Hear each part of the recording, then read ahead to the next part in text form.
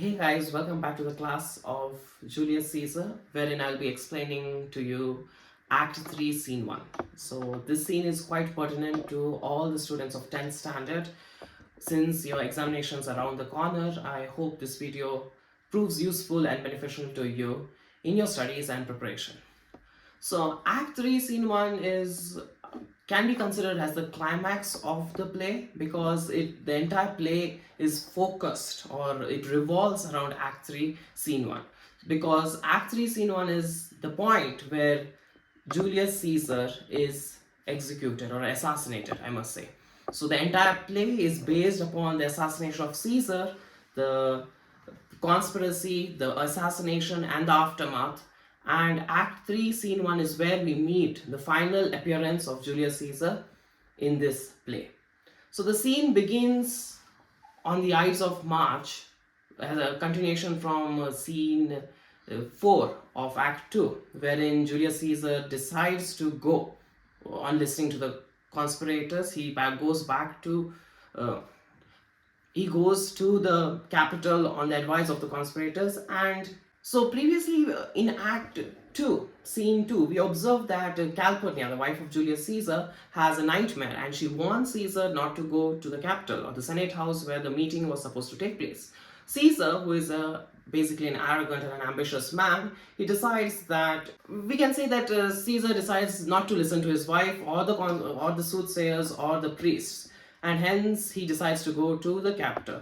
And this was also partially due to the fact that the conspirators come to Caesar's house and urge him to be a part of the meeting that day.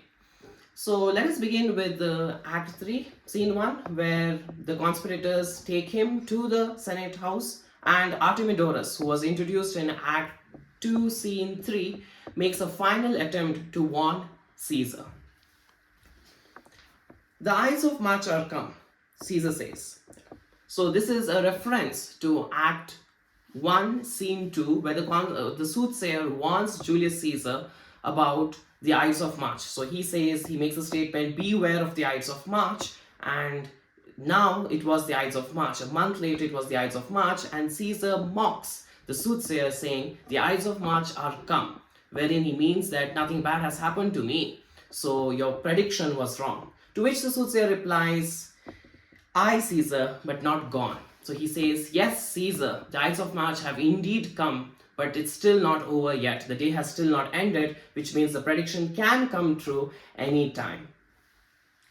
So this is the time where Artemidorus tries to come forward and make a final warning, to give a final warning to Julius Caesar, and he says, Hail Caesar, read this schedule. So he basically has written down the names of the entire conspirators, all the conspirators, and the entire conspiracy has been written down on a scroll of paper, which he wishes to give to Julius Caesar as a petition. So in order not to arouse the suspicions of the conspirators. So he comes forward and he says, Greetings Caesar, please have a look at my petition.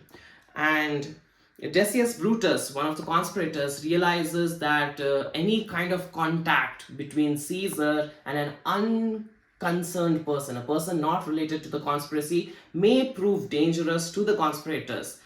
So he says, Trebonius doth desire you to orate at your best leisure. This is his humble suit. So wherein Decius Brutus interrupts Artemidorus, saying to Julius Caesar that Decius Brutus has a petition, that Trebonius has a petition for Julius Caesar, which requires Julius Caesar's immediate attention. So what Decius Brutus is trying to do is he's trying to take away the attention of Julius Caesar from Artemidorus's petition to something unconcerned. And Artemidorus tries his best to ensure that Caesar reads the letter, and he says, O Caesar, read mine first, for mine's a suit that touches Caesar nearer, read it, great Caesar. So he makes a statement saying, read my petition first, because it concerns you personally, it touches you nearer, it concerns you personally, so you need to read it first. To which Julius Caesar gives this reply, what touches us ourselves shall be last served. What touches us ourselves shall be last served, which means anything that concerns us should not be a priority. So Artemidorus basically makes a statement, it's a you must consider the letter as a priority because it concerns you personally, hoping that it will arouse Caesar's curiosity and make him pay attention to Artemidorus. Instead, it has an opposite effect wherein Caesar says, no, I'm not interested in reading any petition that concerns me. I'm worried about the people first, and then I'm worried about myself. Which means Artemidorus' plan at trying to convince Caesar to read the letter fails. And Artemidorus says, he tries his final shot saying, delay not Caesar, read it immediately. He says, no, don't wait for a while, don't wait until the end. I want you to read the letter immediately. Wherein the other conspirators say, what? Is the fellow mad? So Caesar says to Artemidorus, are you mad? Why are you trying to convince me to read a letter, to read a petition? What petition could be so important that you need me to read it immediately? And Artemidorus has no answer to it. And the Publius and one of the conspirators says, Sirrah, give place. So basically it's a very archaic way of saying, get lost, man. And to which Cassius says, what urge your petitions in the street? Come to the capital. So Cassius tells Artemidorus, why are you interested in making a petition to Caesar on the streets? It's better if you come to the capital and talk to Caesar directly. So Caesar goes up to the Senate house and the rest follow. And now that all the conspirators are inside the Senate house with Caesar, they decide to put their plan forward to action. So Popilius, an old senator, he steps forward and makes a statement to Cassius, which frightens the conspirators at first. So he says, I wish your enterprise today may thrive. So he says, I wish your enterprise today may thrive, which means I wish you the best of luck. I wish you success in your today's plan, which makes the conspirators apprehensive. So for a moment, they wonder if Popilius has come to know about their plans. So they wonder whether Popilius has come to know of their plans, and since Popilius was about to talk to Caesar, since he's the older senator and he has the right to approach Caesar before the others, so this makes the conspirators quite apprehensive about whether their conspiracy is going to be leaked at this very instant. And Cassius pretends to be surprised and says, what enterprise, Popilius? So he says, what plan? I don't know what plan you're talking about. To which Popilius says, fare you well. He says, fare you well. So it's basically an old-fashioned phrase which means good luck or let there be success in whatever you do. And he approaches Caesar. So Brutus is now concerned. Marcus Brutus is concerned and he says to Cassius, what said Popilius Lana? So he says, what did Popilius Lana say? Because he's concerned about every moment before the assassination of Caesar. And Cassius says, he wished today our enterprise may thrive. I fear our purpose is discovered. Which means Popilius Lana said, let there be success or be successful in your plan today. And he says, I am afraid that our plan may have been discovered. And Brutus says, look how he makes to Caesar, mark him. Observe how he approaches Caesar, how he goes close to Caesar. Keep an eye on him. Observe each and every moment. Make sure you take notice of what Caesar's reaction is to when Popilius is speaking to him. And Cassius says, Casca be sudden, for we fear prevention. So Cassius gives a sign to Casca, who was one of the conspirators and is supposed to kill or stab Julius Caesar the first. He's told by Cassius that be ready because we are worried that there is going to be a setback in our plan, that our plan is going to be discovered. So we need to act quicker than decided. And he says, Brutus, what shall be done? If this be known, Cassius or Caesar never shall turn back, for I will slay myself. So he asks Brutus, what can we do at this moment? Because they had reached a point of no return. If the conspiracy was uncovered at the moment, all the conspirators would be arrested and probably executed at the hands of Julius Caesar. And Cassius tells Brutus that he is not willing to let that happen. He says he's going to kill Caesar and then kill himself before he lets the plan fail. Brutus says, Cassius, be constant, which means Cassius, calm down. Popilius Lana speaks not of her purposes, for look, he smiles and Caesar doth not change. So Brutus calms down Cassius, saying, Popilius Lena doesn't know anything about a conspiracy. Look at him. He's talking to Caesar, he's smiling, and Caesar's reaction is the same. He has not reacted in any angry or negative way towards the conspirators, which means the conspiracy is safe and the conspirators' plan is still on motion.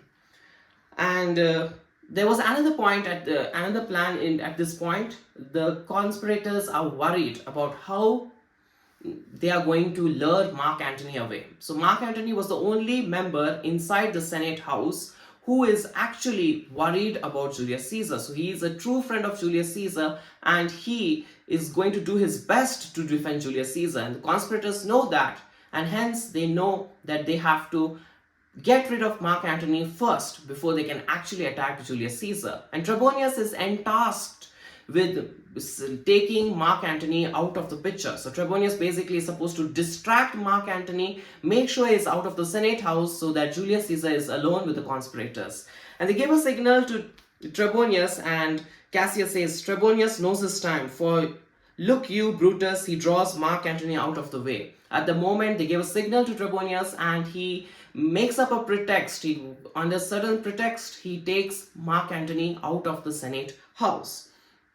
And the Decius Brutus asks, where is Metellus Cimber? Let him go and presently prefer his suit to Caesar. So the entire scene might strike confusing to you at first, because you might wonder, if the conspirators really wanted to kill Julius Caesar, why didn't they do it immediately once they entered the Senate House, the capital? But the conspirators want to put up a show for any witnesses that are going to be present. Since this is going to be an assassination of the most powerful man in Rome, they need certain alibi, they need certain extenuating evidence to prove that the assassination was not done as a pre-planned murder, but more of a heat of the moment thing. And the plan basically was, one of the conspirators, that is Metellus Cimber, whose brother was exiled by Julius Caesar, was supposed to make a petition to Julius Caesar asking him to change his mind, to withdraw his verdict, that is exiling his brother, and allow him to come back to Rome. And they knew that Julius Caesar never changed his mind about such things, and he would start abusing them, and the rest of the conspirators would pretend to be angry, and then they would attack Julius Caesar. So this was basically the plan all along, and now the plan is set into motion. So Mark Antony is taken out of the Senate House, which means there is no one to oppose the conspirators. Metellus Cimber steps forward to put up his petition, which he knows that Julius Caesar will refuse, and then the rest of the conspirators are going to beg on behalf of Metellus Cimber, and Julius Caesar is just going to get irritated. He's going to start insulting and abusing the senators and the conspirators, and the conspirators are then going to pretend that they are extremely offended by Julius Caesar's behavior and stab him. So Brutus says, he is addressed, press near and second him. So Brutus tells Decius Brutus, that is Marcus Brutus, tells Decius Brutus that Metellus Cimber is near Julius Caesar. He's going to start his petition, so it is better that you go with him and support him. And Cinna says, Casca, you're the first that rears your hand. So Cinna tells Casca once again, you're the first person to strike the blow at Caesar. So Casca is selected to be the first person to kill Julius Caesar because everyone knew that he bore a grudge against Julius Caesar. So it would be considered quite acceptable to the public that Casca killed Julius Caesar or attacked Julius Caesar first, because he was a hot-tempered man who already bore a grudge against Julius Caesar and hence would feel insulted if Julius Caesar said anything bad to him. Metellus Cimber approaches Julius Caesar and he says, most high, most mighty, and most puissant Caesar, Metellus Cimber throws before thy seat an humble heart kneeling. And he says, most mighty, most powerful, most great Caesar, I throw myself in front of your chair. I bow down, I prostrate in front of your chair as I have a petition, I have a request for you. And Caesar says, I must prevent these. Simba, these couchings and these lowly courtesies might fire the blood of ordinary men and turn preordinance and the first degree into the law of children. So what this phrase basically means is, he says, get up, Metellus Simba. I am not going to change my mind just because you start to flatter me. So Julius Caesar feels that Metellus Simba is bowing down and using all kinds of adjectives to flatter him, to change his mind. And he says, your flattery might convince an ordinary man to change even the strictest laws of the ancient times into a child's game. So this is a reference to the games that children play, wherein the game does not have any fixed rule. The child plays according to the rules that they make on, and the rules keep on changing according to the whims of the child. And Julius Caesar says, an ordinary man may be touched by your words and change the laws like a child's game, but I am not an ordinary man and I do not change my mind. So your words have no effect on me, so get up, do not embarrass yourself. And he also says, be not fond to think that Caesar bears such rebel blood that will be thawed from true quality, which melteth fools. I mean, sweet words, low crooked courtesies, and base spaniel fawning. He says, don't ever think that Julius Caesar is ordinary enough to be convinced by flattery that sweet words are going to make him happy and change his mind. That bowing down and pretending to be faithful and loyal is not going to change Julius Caesar's mind, as he has no ordinary blood in him. Thy brother by decree is banished. If thou dost bend and pray and fawn for him, I spurn thee like a cur out of my way. No Caesar doth not wrong, nor without cause will he be satisfied. Which basically means your brother, that is Metellus Simba's brother, has been banished out of Rome. He was exiled out of Rome as a part of the law of Rome. And he says, I cannot change that. There's no way I can change the decision which I have made. And unless there is something concrete, you have an evidence to prove that Publius Simba, that is Metellus Simba's brother, needs to be exonerated or he needs to be allowed back into Rome, until then I'm not going to listen to you, and if you keep on begging on your knees, I'm going to kick you away like a dog. So basically he makes a statement which is supposed to be insulting to Metellus Simba. But that was not surprising, because Julius Caesar is quite an ambitious and arrogant man, and he never cared about people's feelings or what they thought about him. And Metellus Simba says, is there no voice more worthy than my own to sound more sweetly in great Caesar's ear for repealing of my banished brother? So he says, is there no voice that can change your mind? Am I not someone close to you that my words can make you change your decision? Why is it that you do not wish to listen to me? And Marcus Brutus, he also rushes to Metellus Simba's aid, saying, I kiss the hand, but not in flattery. Caesar desiring thee that Publius Simba may have an immediate freedom of repeal. So Brutus says, I kiss your hand. So kissing the hand was an ancient Roman tradition of showing respect to someone. So Brutus kisses the hand of Julius Caesar and he says, I don't do this as a means to flatter you. I do this because I indeed respect you and I want you to change your mind and repeal the decision of banning Metellus Simba's brother from Rome, so that Metellus Simba's brother, that is Publius Simba, may come back to Rome. But Julius Caesar does not change his mind. Instead, he is shocked that Brutus is arguing on behalf of Metellus Simba. And he says, what, Brutus? He's like surprised. He's saying, why are you arguing for Metellus Simba? You know that I don't change my mind. Why is it that you are joining sides with this person? And Cassius says, pardon, Caesar, Caesar, pardon. As low as to thy foot doth Cassius fall to beg enfranchisement for Publius Simba. So Cassius, considered another one of the proud men of Rome, one of the proud patricians, he says, I beg your pardon, Caesar. I'm going to fall at your feet and beg so that Publius Simba, the brother of Metellus Simba, gets back his citizenship. So enfranchisement is basically term which indicates that a person gets his citizenship back. And since we are in the Roman Republic, each person above the age of 30 were considered a citizen of Rome. And when a person is banished from Rome, then he is disenfranchised. And since Publius Simba is disenfranchised, Cassius asks for enfranchisement, or allowing Publius Simba to come back to Rome as a citizen once again.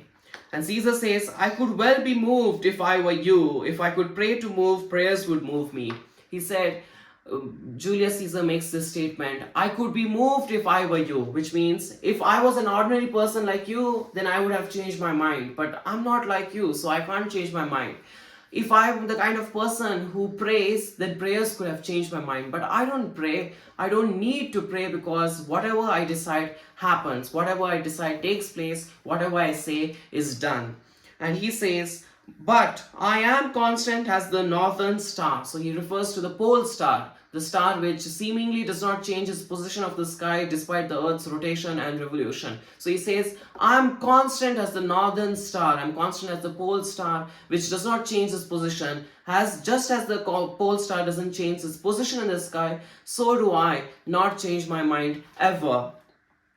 Of whose true fixed and resting quality there is no fellow in the firmament. He says that there's no other star in the sky that bears the same kind of quality as the pole star. The pole star is the only star in the sky that doesn't move, that doesn't change its position in the firmament. The firmament refers to the sky in this context.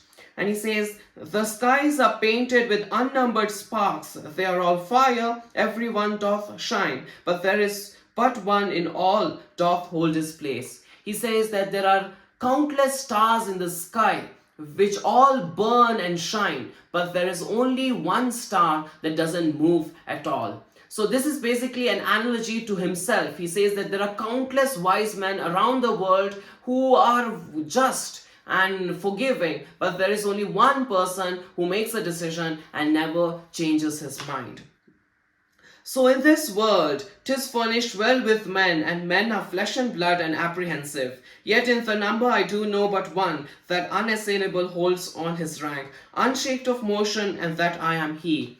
And he says, in this world there are many men made of flesh and blood. So there are friends to flesh and blood. May seem weird in this context, but actually it's an idiom. Flesh and blood basically means a person is only human, so he can change, he can be swayed, he can be convinced, or he can be brainwashed. So he says every person is made up of flesh and blood. This is in contrast to the idiom of stone, which means a person cannot change his mind.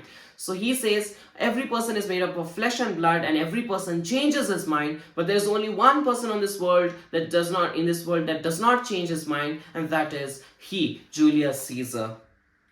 Let me a little show it, even in this, that I was constant symbol should be banished, and constant do remain to keep him so.